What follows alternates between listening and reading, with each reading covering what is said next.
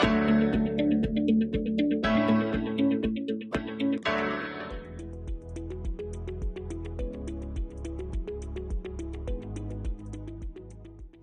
everyone. So far we have focused on production.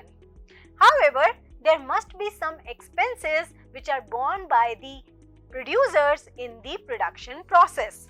So today we will discuss about those expenditure in detail through the concept called cost of production. तो आइए समझते हैं cost of production क्या होता है। जब भी कोई भी फर्म कुछ आउटपुट प्रोड्यूस करती है तो डेफिनेटली कुछ इनपुट्स का यूज करती होगी और उन इनपुट्स के लिए कुछ एक्सपेंडिचर करती होगी।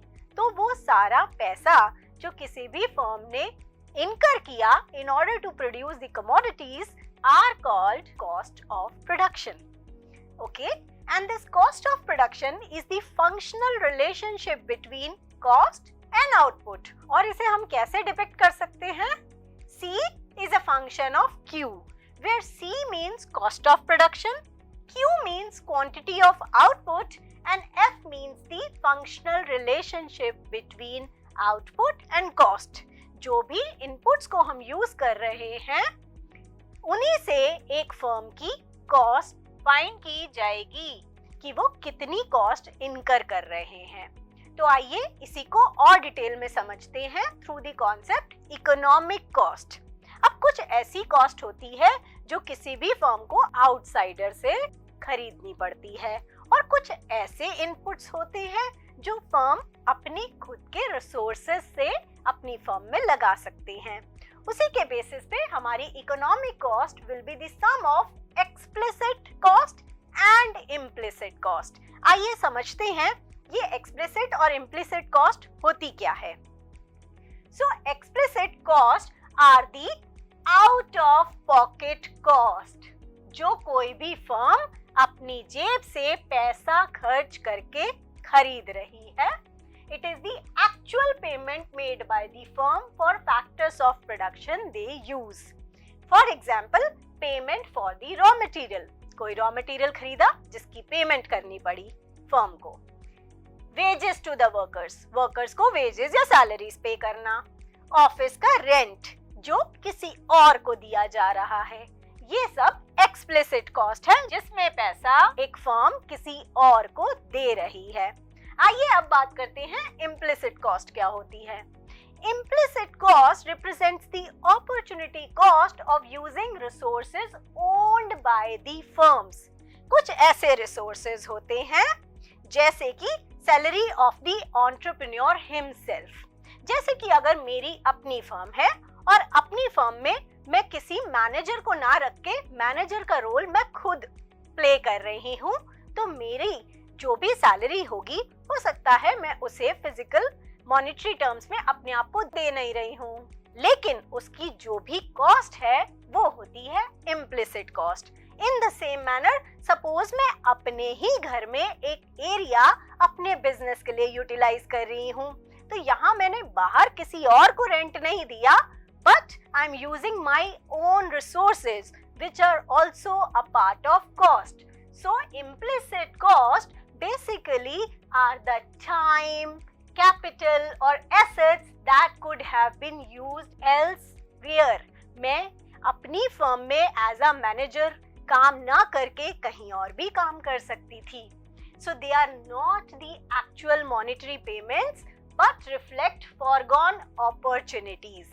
जैसे कि मैंने अपने ही घर में प्रेमिसेस को बिजनेस के लिए यूज किया, जिसे मैं किसी और यूज में भी इस्तेमाल कर सकती थी।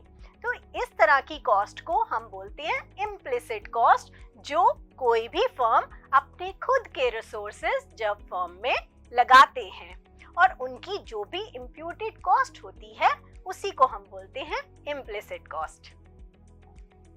अब जितनी भी कॉस्ट होती हैं एक प्रोडक्शन प्रोसेस में, उनमें से कुछ ऐसी कॉस्ट होती हैं जो आउटपुट के साथ बदल जाती हैं, और कुछ ऐसी कॉस्ट होती हैं जो आउटपुट के बढ़ने के साथ साथ बदलती नहीं है। तो आइए उन्हीं के बारे में बात करते हैं। सबसे पहले हम बात करेंगे फिक्स कॉस्ट के बारे में। जैसा कि इसके नेम से ही पता चल रहा है, फिक्स्ड, जो कि बदली नहीं जाएगी। So fix cost are those cost which do not vary with the changes in output. मान लीजिए मैंने एक शॉप रेंट पे ली है और अभी मैंने कुछ भी बनाना स्टार्ट नहीं किया, फिर भी मुझे लैंडलॉर्ड को उसका रेंट देना पड़ेगा और चाहे मैं 0 आउटपुट बनाऊं, चाहे 10, चाहे 100, उसी पर्टिकुलर शॉप पे मेरे को रेंट का सेम अमाउंट पे करना होगा. सो these are the cost which is associated with firm's very existence and therefore must be paid even if the output is 0. And these are also known as indirect cost or overhead cost. तो इनके क्या क्या examples हो सकते हैं? The first is rental payment and the other is loan payment. मान लीजिए आपने बिजनेस शुरू करने से पहले कोई लोन लिया है, तो उस लोन का अमाउंट फिक्स रहेगा. आइए अब बात करते हैं उन कॉस्ट के बारे में जो फर्म के आउटपुट के साथ चेंज हो जाती है, जैसा कि उसके नेम से ही पता चल रहा है, variable cost. So variable cost are those cost that change with the level of output. जैसे जैसे हम ज्यादा आउटपुट प्रोड्यूस करेंगे, वेरिएबल कॉस्ट भी ज्यादा पे करनी होगी. So as output is expanded, extra variable costs are incurred. These are also known as prime cost or direct cost. आइए इसके भी कुछ examples देखते हैं. The examples of variable cost are raw material cost, shipping cost. जितना ज्यादा सामान बनाएंगे उतना ज्यादा raw material चाहिए और उतने ही ज्यादा shipping charges लगेंगे. आइए अब हम बात करते हैं कि शॉर्ट रन कॉस्ट क्या चीज है और लॉन्ग रन कॉस्ट क्या चीज है. जैसे कि हमें पता है कि प्रोडक्शन फंक्शन दो तरह से होते हैं, short run production function and long run production function. तो शॉर्ट रन क्या कॉन्सेप्ट होता है?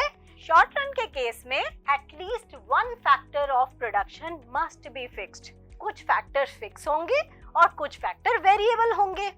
और लॉन्ग रन में क्या होता है? सारे के सारे फैक्टर्स वेरिएबल होते हैं. तो उसी के बेसिस पे हमारे पास दो तरह की कॉस्ट होती हैं. शॉर्ट रन कॉस्ट के एग्जांपल्स हो जाएंगे total fix cost, total variable cost, total cost, average fix cost, average variable cost, average cost and marginal cost. यहाँ आप क्लियरली देख सकते हैं कि कुछ कॉस्ट फिक्स टर्म्स में है और कुछ कॉस्ट वेरिएबल टर्म्स में है, क्योंकि शॉर्ट रन में कुछ फैक्टर फिक्स होते हैं और कुछ फैक्टर वेरिएबल होते हैं, जबकि लॉन्ग रन में जब सारे फैक्टर्स वेरिएबल होते हैं तो कॉस्ट की भी सिर्फ एक ही टाइप होती है, long run total cost, long run average cost, long run marginal cost. यहाँ ये कॉस्ट फिक्स्ड और वेरिएबल में बाइफरकेट नहीं होती है. तो आज के डिस्कशन के बेसिस पे आपके लिए एक टास्क है जहाँ आपको इन दो केसेस को एक्सप्लिसिट और इम्प्लिसिट कॉस्ट के बीच में डिवाइड करना है. So see you again in the next session. Till then, keep learning and take care.